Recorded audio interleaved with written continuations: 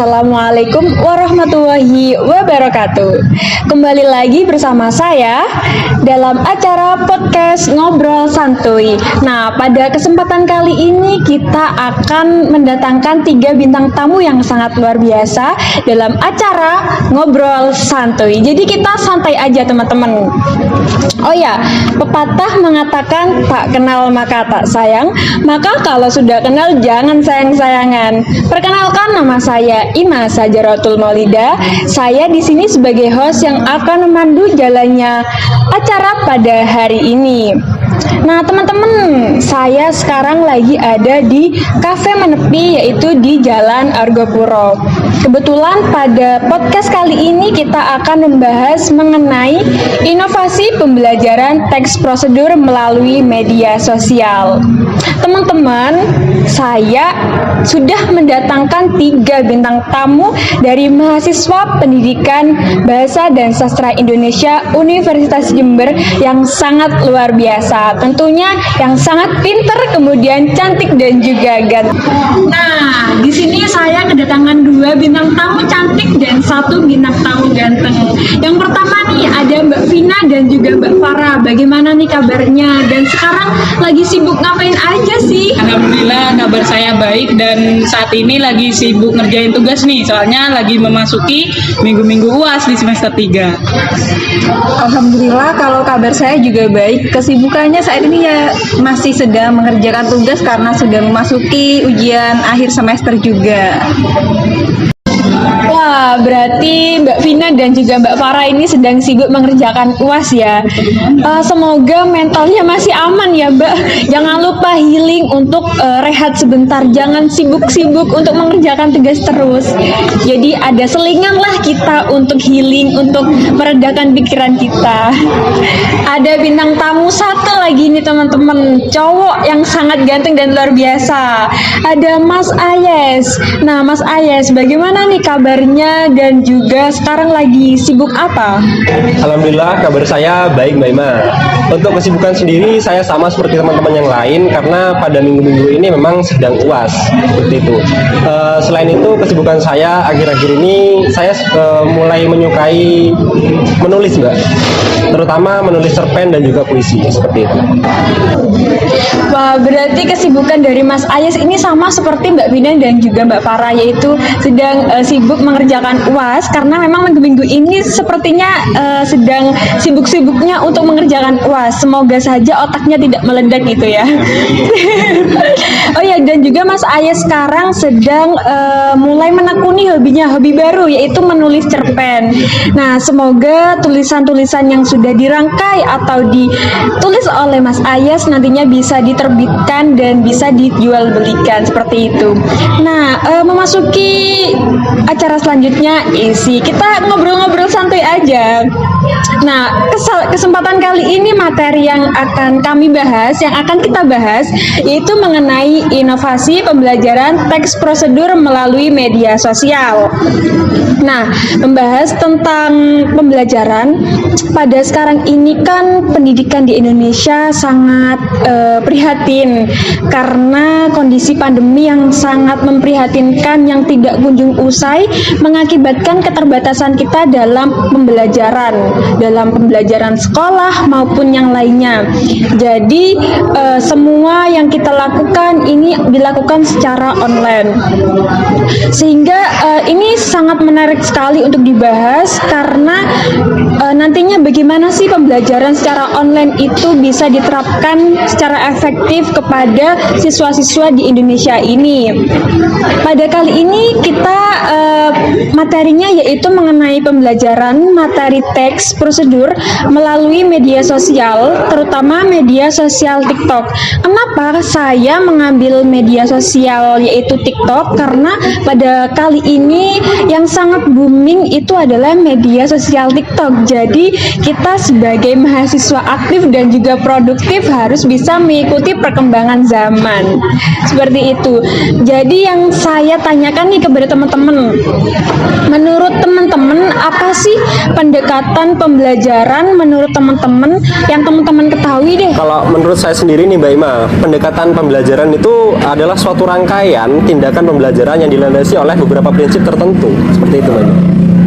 Nah, maksud dari beberapa prinsip tertentu ini apa? Nah, jadi prinsip-prinsip yang melandasi dari pendekatan pembelajaran itu sendiri adalah bisa berupa prinsip filosofis, psikologis, didaktis, ataupun ekologis. Nah, beberapa prinsip ini mewadahi atau menguatkan dan melatari metode pembelajaran tertentu yang diselenggarakan di sekolah-sekolah seperti itu. Berarti pendekatan ini memang sangat penting dalam proses pembelajaran ya. Dari tadi kan Mas Ayes membahas tentang pendekatan pembelajaran, pengertiannya bagaimana. Yang saya tanyakan ini sekarang pendekatan itu sendiri. Apa sih maksud dari pendekatan itu sendiri? Kalau menurut saya pendekatan itu adalah sudut pandang kita Mbak Ima dalam memandang seluruh masalah atau permasalahan dalam kegiatan belajar mengajar yang ada di sekolah. Nah, sudut pandang ini menggambarkan cara berpikir atau sikap seorang pendidik dalam menyelesaikan persoalan yang terjadi pada proses belajar mengajar seperti itu Mbak Ima. Waduh, Mbak Masnya ini nggak apa-apa ya, silakan diminum sambil ngobrol-ngobrol santuy. Kita menikmati hidangan yang sudah dihidangkan di sini. Siap-siap. Oh ya, sahabat di rumah, kita ketahui bahwasanya sekarang kita sudah memasuki abad ke-21, yang artinya kita sudah memiliki karakteristik yang berbeda dengan abad-abad yang sebelumnya. Nah, perbedaan yang sangat menonjol ini kita pada informasi, komunikasi, dan teknologi. Dari ketiga perbedaan tersebut banyak mempengaruhi bagaimana kita cara hidup, kemudian bekerja, bertindak, kemudian juga belajar mengajar. Pengaruhnya itu sangat besar sekali bagi kehidupan kita, terutama kita sebagai calon guru, kita merasakan perubahan besar terhadap pendidikan yang sedang kita alami sekarang atau yang sedang terjadi pada masa pandemi kali ini. Kemudian kemajuan apa yang dihasilkan dalam perkembangan teknologi yang sudah saya sebutkan tadi, itu khususnya dalam bidang ICT. Jadi kemajuan dalam bidang ICT ini tengah pengantaran kita pada era digital yang disebut juga dengan era global Mbak Ima, yaitu sebagai era di mana pengetahuan berkembang dengan cepat. Jadi teknologi dan informasi memainkan peranan penting dalam kehidupan sehari-hari dan masyarakat sangat tergantung pada peralatan teknologi dalam kehidupannya. Berarti untuk perkembangan teknologi ini sangat berdampak ya Mbak pada pendidikan, dalam bidang pendidikan. Nah, yang saya tanyakan ini sebagai Mbak Vina, calon guru, bagaimana sih peran seorang guru nantinya dalam menjalankan kurikulum di zaman serba teknologi ini? Ya, jadi karena bidang pendidikan ini merupakan bidang yang sangat berperan penting di Indonesia ini, apalagi kita sudah memasuki era teknologi ini. Jadi pengetahuan dan pengalaman bagi seorang guru ini akan berdampak sekali karena memiliki manfaat, yaitu teknologi dengan cara kita dapat mengintegrasikannya dalam proses pembelajaran seperti telah digambarkan di atas atau topik kita kali ini nih, yaitu mengenai technological, pedagogical, content knowledge ini atau disebut TPACK. Jadi untuk pendekatan TPACK ini kan sangat booming nih di masa sekarang. Jadi menurut Mbak Farah nih, apa sih pendekatan TPACK ini menurut Mbak Farah sendiri? Jadi pendekatan TPACK ini merupakan pendekatan pembelajaran yang sangat relevan di masa pembelajaran daring seperti ini. Hal ini karena pendekatan TPACK memadukan aspek pengetahuan yaitu knowledge, cara pembelajaran yaitu pedagogi, dan penguasaan materi pembelajaran sesuai dengan bidang yaitu konten dengan TIK atau teknologi. Pendekatan TPACK merupakan pendekatan yang dikembangkan dari pendekatan pedagogi content knowledge atau PCK yang pertama kali dikenalkan oleh Sulman pada tahun 1986. Namun, pendekatan PCK ini tidak sekedar irisan atau gabungan pengetahuan tentang pedagogi dan penguasaan materi, namun diperkuat oleh pengalaman-pengalaman guru itu sendiri, begitu. Berarti dengan adanya pendekatan TPACK ini memiliki kerangka kerja yang berjalan dengan baik. Jadi bagaimana cara kerja TPACK itu sendiri? Iya, jadi gini Mbak Ima, karena kerangka TPACK ini digunakan untuk menyesuaikan agar kita dapat memanfaatkan ke dalam proses pembelajaran itu tadi. Nah, kerangka kerja TPACK ini merupakan model yang mengintegrasikan materi, pedagogik, dan teknologi dalam satu kerangka yang utuh. Nah, maksud saya konsep dasar TPACK ini lebih menekankan hubungan antara materi pembelajaran itu tadi, teknologi, dan juga kontennya itu yang dilebur menjadi satu agar kita dapat melaksanakan pembelajaran dengan baik. Nah, kemudian skema TPACK itu terdapat hubungan antara komponen penyusun yang saling menyatu atau mengintegrasikan itu tadi, di mana materi ini dapat berupa materi pembelajaran yang disebut C atau konten, kemudian pedagogik atau pedagogikal, kemudian T yang merupakan teknologi. Nah, adanya konten knowledge ini kita dapat membentuk kombinasi antara materi pembelajaran, konten itu yang dijadikan konten, kemudian kita lebur menjadi teknologi seperti media pembelajaran itu. Nah, dalam pengembangan kerangka kerja ini terdapat tahapan seperti pemahaman, latihan, observasi, dan juga refleksi. Adanya pembelajaran ini melalui TPACK tentunya kita dapat mengeksplorasi dan juga mengumpulkan berbagai macam pengalaman karena kita sebagai calon guru. Yang saya ketahui ya, dalam pembelajaran di sekolah itu tentunya ada nih pengimplementasiannya, khususnya karena kita sebagai mahasiswa pendidikan bahasa dan sastra Indonesia, pendekatan TPACK ini dalam pembelajaran bahasa Indonesia di sekolah mungkin bisa kita kolaborasikan dengan materi-materi yang sudah ditetapkan kurikulum. Nah, bagaimana nih atau apa mata pelajaran apa yang cocok kita masukkan ke dalam pendekatan TPACK ini? Mungkin dari Mbak Farah ini bisa menjelaskan mengenai hal tersebut. Jadi kalau untuk contohnya nih, misalnya saya menjadi salah satu guru di salah satu sekolah SMA. Jadi diharapkan nanti saat jam pelajaran bahasa Indonesia dimohon untuk membuat teks prosedur terlebih dahulu tentang langkah untuk tugas praktiknya. Tetapi jangan lupa dalam setiap langkah proses teks prosedur tersebut diharapkan menjelaskan melalui video yang nantinya ditampilkan bersama di layar monitor.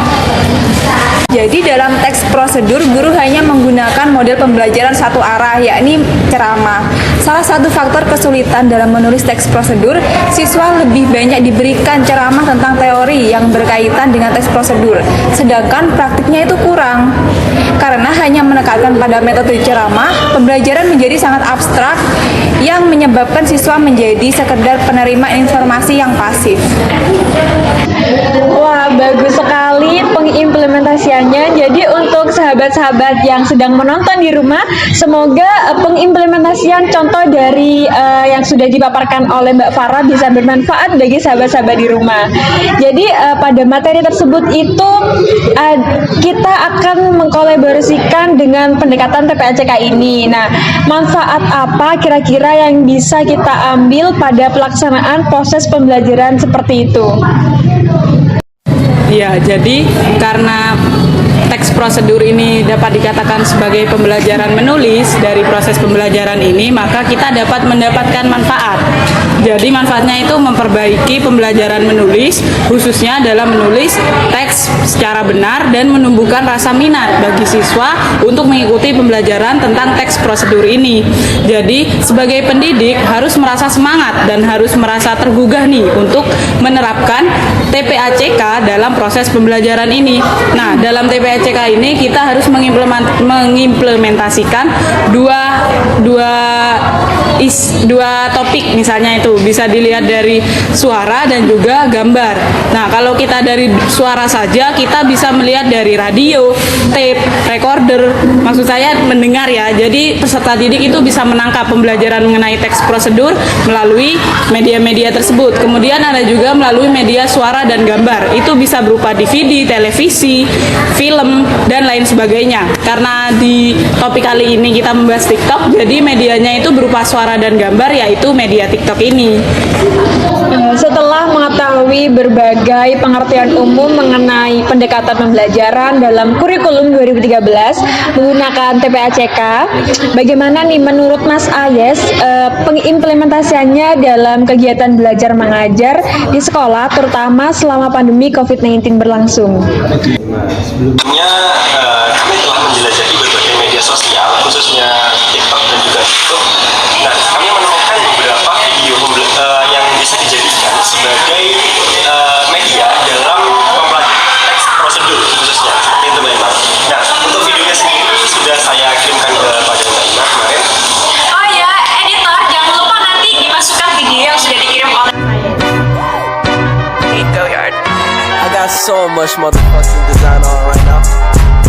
Break it down, bring it back, make it clap. I got 3 old thoughts, new guap, wear that thing. Bitches on my line, and you know they come strapped. Hold up, what it not, 45, scope it catch like whoa. Video berdurasi 23 detik yang merupakan penerapan teknologi dalam media pembelajaran bahasa Indonesia tersebut sudah dapat membuktikan Mbak Ima bahwa pada masa pandemi seperti ini pendekatan pembelajaran TPACK sangat efisien untuk diterapkan pada siswa atau peserta didik. Nah, selain melatih siswa untuk melek teknologi, cara ini juga melatih kemampuan guru untuk menghadapi kemajuan teknologi yang semakin canggih seiring dengan perkembangan zaman saat ini, Mbak Ima, seperti itu. Jadi TPACK ini sangat banyak manfaatnya sekali jika diterapkan dalam pembelajaran di sekolah, seperti itu. Baiklah, itu tadi bincang-bincang santai saya bersama 3 narasumber dari mahasiswa Universitas Jember yang sangat luar biasa, yaitu mengenai inovasi pembelajaran teks prosedur melalui media sosial, yaitu TikTok. Baik, saya ucapkan terima kasih kepada Mbak dan juga Mas yang sudah berkenan hadir pada acara PNS kali ini, yaitu podcast Ngobrol Santai. Semoga ilmu yang Mbak Mas berikan kepada kami, kepada teman-teman yang di rumah dapat bermanfaat. Dan juga saya ucapkan terima kasih kepada penonton yang sudah setia menonton podcast kali ini mulai awal hingga akhir. Semoga semua yang kita bahas kali ini dapat bermanfaat bagi teman-teman yang ada di rumah. Makan ikan di kafe menepi. Ikannya habis, piringnya bersih. Sekian dari kami, semoga bermanfaat untuk para sahabat-sahabati. Wallahul muwaffiq ila aqwamit thoriq. Assalamualaikum warahmatullahi wabarakatuh. Salam PNS.